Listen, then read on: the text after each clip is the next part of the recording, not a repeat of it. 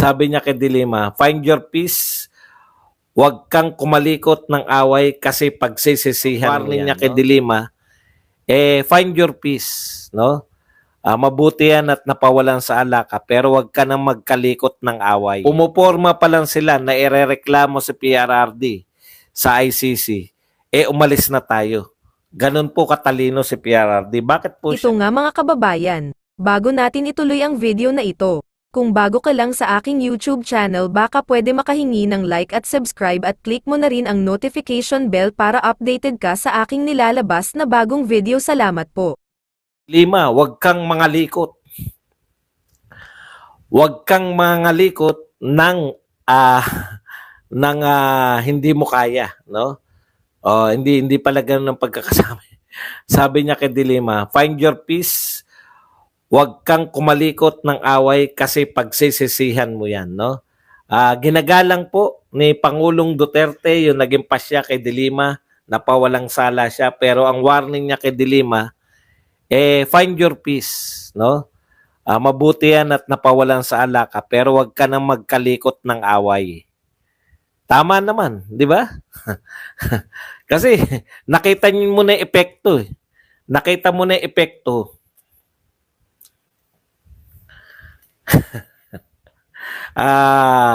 Nung ikaw ay naghanap ng away kay Duterte. 7 taong ka nakulong eh. Kaya yan po yung sinasabi ni Pangulong Duterte, find your peace. Okay, isa pa po sinabi ni Pangulong Duterte tungkol po dito sa ICC. Sabi po ni Duterte, he does not give a S about International Criminal Court. Alam mo yung ICC, ayon pa kay Pangulong Duterte, matagal na yan, Mayor Paco, whether they come in, para sa akin, wala silang jurisdiction. We are not part of ICC, umalis na tayo. Yun nga po yung sinasabi natin, no? Pumuporma pa lang sila na irereklamo si PRRD sa ICC. Umalis na tayo. Ganun po katalino si PRRD. Bakit po siya magpapaloko sa inyo, no? Pinoporma nyo pa lang na ididemanda. Siyempre, mga Pangulo po ng Pilipinas, may intelligence po yan. Pinoporma nyo pa lang na magdedemanda kayo sa ICC. Lumabas na tayo. Okay. Dagdag pa po ni Pangulong Duterte, ito po ang mga binitiwan niya. No? Hintayin ko. Ayoko yung Pilipino na pulis o NBI magpunta. Gusto ko yung ICC mismo magdadala. Yung ano po to, kung meron pong warrant of arrest. Tapos pagbigay niya sa akin, ipakain ko talaga sa kanya. Mamili ka, kainin mo o bariling kita dito ngayon. Yan po ang matinding pahayag ni Pangulong Duterte kung sakasakali po na magkakaroon po ng warrant of arrest ang ICC laban sa kanya. Subaybayan po natin yan. Kasi alam niyo po, ang huling balita natin, pinagmamalaki nung early part ng 2024, ay lalabas na raw ang warrant of arrest ni Pangulong Duterte ngayong second quarter. Tapos na po yung second quarter. Di po ba? Third quarter na po ngayon, July. Wala pa rin po yung warrant of arrest. Wala na nga nagsasalita eh. Hindi po namin makakalimutan yan. No? Akala nyo dehin boki na kayo, makakalimutan namin na yung ICC ay pinananakot ninyo. Asa na yung ICC? Kawawa naman yung mga umasa. Kawawa naman po yung mga pinaasa ninyo na akala nila madadakip na si Pangulong Duterte. Correct, gumagana ang korte natin eh. Di ba? Bakit po papapasukin niyang outside? 2 lang po ang pwedeng pumasok. Ulitin ko lang to na mabilis para sa mga taga-TikTok kasi ngayon lang nila ako nakita. 2 po yung dahilan para pumasok po yung ICC. Una, kung international. International, ibig sabihin at least 2 nationality yung involved. Kaya nga mga criminal, mga war crimes yung iniimbestigahan ng ICC. 'Di ba? Pag war, 2 nationality. Russia versus Ukraine. Palestine versus Israel. Yan po, nariyan po nakatutok yung ICC.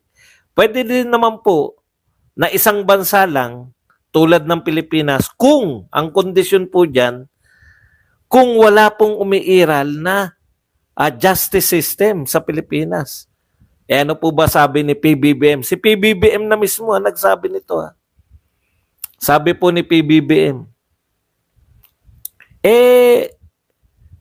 katunayan na umiiral yung batas sa Pilipinas, napalaya si De Lima. O ano pa bang kinakailangan nyo? Kaya kalokohan po yung ICC. Okay, eto po. Alam niyo yung Pogo, tinitignan natin no, nagsentro sila kaya pinasasama nila ng pinasasama. Hindi niyo po pwedeng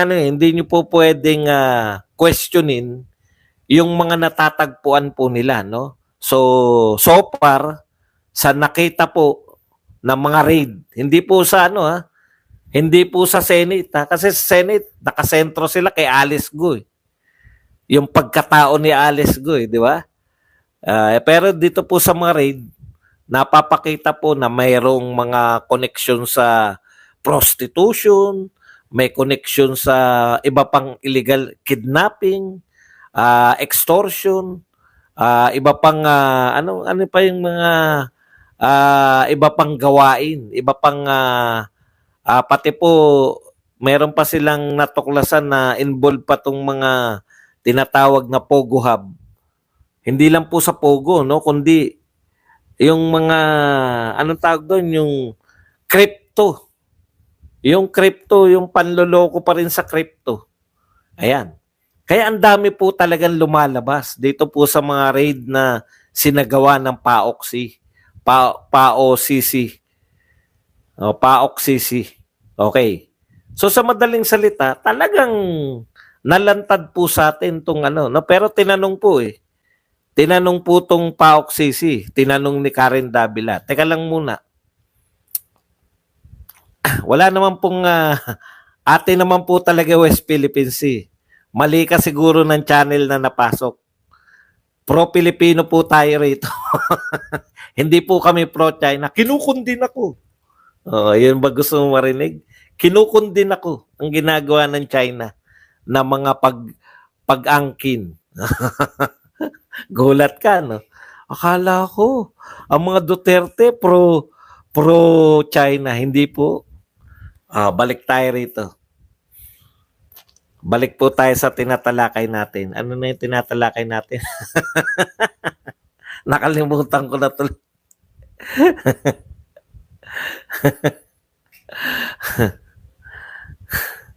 Ano na nga yung tinatalakay natin? Sa Pogo. Yung tanong ni Karen Davila. Bakit po, marami po nagtatanong, bakit po hindi nyo pinapasok yung sa Cavite? Ba? Dahil ito po ba ay dahil dati itong pag-aari, yung lugar na tinatayo ng Pogo ay dating pag-aari ni Secretary Remulla. Ganda ng mga tanong ni Karen Davila di ba? Ang sagot po nung PAOK, wala pa naman kami nababalitaan na nilalabag yung mga Pogo dyan sa Cavite. Di ba? So, ano po yung lumalabas? Wala pong Duterteng ini-interview rito, Nililinaw ko po sa inyo sa mga gobyerno to, Pogo. So, ano po yung lumalabas? No? Ang lumalabas po na sa mga Pogo, may mga legal na nag-ooperate. At yun nga hinahalimbawa niya, yung mga sa Cavite, wala pa raw sila nababalitaan na illegal na aktibidad ng Pogo sa Cavite.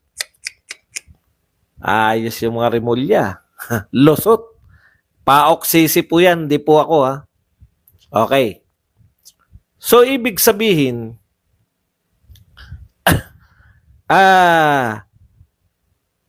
eto pong ibang nire-raid nila, meron na silang nababalitaan ng mga illegal na aktibidad. So, hindi po pala lahat ng Pogo ay illegal yung mga gawain. Yun yung point ko Kaya, kailan po naging illegal? Ayon din si PAOK. Yung 300 po plus, 300 plus na illegal pogo o na nag-ooperate sa Pilipinas, nagsimula pong mag-operate po ng illegal yan simula last year.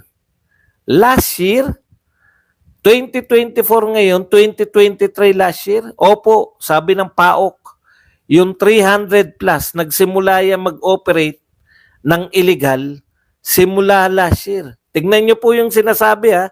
Hindi po tayo nagsabi nito. May mga legal na pogo, na katulad sa Cavite na hindi nila nire-raid kasi nga wala pa sila nababalitaan na